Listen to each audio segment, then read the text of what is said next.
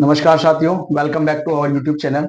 आज मैं आपके साथ में इंट्रोड्यूस करवाने वाला हूँ एक ऐसी शख्सियत को जिन्होंने काफ़ी अच्छी स्टडी इंजीनियरिंग वगैरह हर चीज़ की और उसके बाद में आज गोकुल कृपा ज्वाइन की है।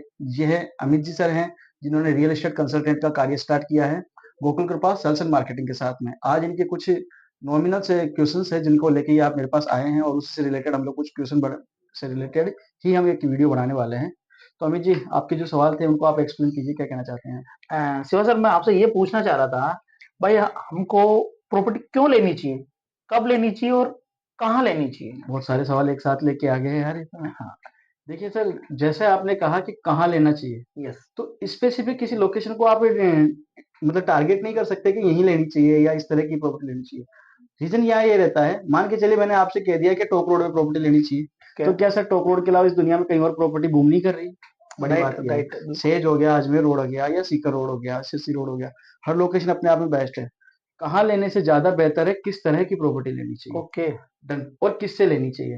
राइट। मेरा मानना है कि जहाँ एक जन समूह है एक बड़ी मात्रा में रेजिडेंशियल मूवमेंट क्रिएट कर सके, जो एक बड़ी आबादी जहाँ एक साथ रहती हो, नियमित तरीके से रहती हो और एक निश्चित क्राइटेरिया और निश्चित डायमेंशन के साथ रहती हो, जिसको हम कहते हैं सिस्टमेटिक डेवलपमेंट के साथ की हुई तैयारी, जिसे हम कहते हैं गेटेड टाउनशिप। ओके। अब गेटेड टाउनशिप के फायदे बताता हूँ आपको।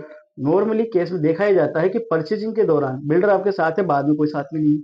राइट। लेकिन अगर जनसमूह साथ में होगा, एक गेटेड टाउनशिप होगी, तो एक कम्युनिटी क्रिएट हुई ना। राइट। तो आपकी सुनवाई हर जगह होती है। ओके। सेकंड ऑप्शन, जब गेटेड और टाउनशिप के प्रोजेक्ट्स हम देखते हैं तो बेसिक एमिनिटीज और फैसिलिटीज से वो परिपूर्ण रहते हैं, हमेशा रहते हैं। राइट। किसी चीज की वहाँ पे कमी नहीं रहती है। लाइक मान के चलिए, लाइट, पानी, Civil Lines, garden, kids play area, open gym, temple, gazebo. मुझे आज भी याद है कि हमारे पिताजी ने जो प्लॉट लिया था ना सर, रोड लाइट के लिए, रोड के लिए, सिविल लाइन के लिए, मेरे पापा ने कई बार फाइलें बनवाई है, मोहल्लों से साइन करवाई है और अप्लाई किया है।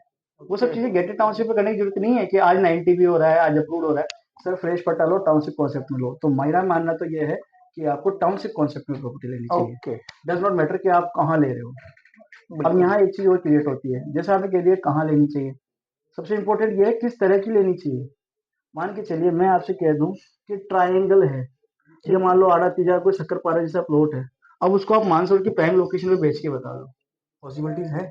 आप जब भी प्रॉपर्टी परचेज करें, सबसे पहले आपका ध्यान ये होना चाहिए कि जिस स्पेसिफिक प्लॉट को मैं खरीदने जा रहा हूँ, उसे मैं क्यों खरीदूं या कल को मुझसे कोई क्यों खरीदे, या मैं इसको लेता हूँ तो इसमें बसावट मैं क्यों करूँ, ये इंपॉर्टेंट है। और सर, और आपके कुछ? नहीं, ये तो आपने मेरे को अच्छी तरह से डिस्क्राइब किया। हाँ और अब मैं आपसे पूछना चाहूंगा, क्यों लेनी चाहिए? सर, मैं एक बात बताऊं आपको, रियल एस्टेट ही एकमात्र एक ऐसा सेक्टर है जिसमें अप एंड डाउन नहीं है, स्टेबिलिटीज तो है और अप एंड डाउन नहीं है। इसी बात समझना आप, बात को क्यों लेनी चाहिए।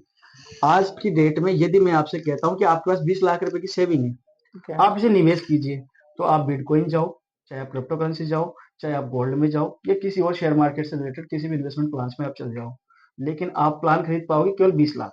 राइट। और रियल एस्टेट एकमात्र एक ऐसा फील्ड है जहां पे 20 लाख रुपए का निवेश करके आप अस्ते अस्ते 60 लाख रुपए तक की प्रॉपर्टी परचेज कर सकते हैं। वो तो कैसे? इन्वेस्टमेंट आपका कितने का हुआ? 60 लाख। वो कैसे?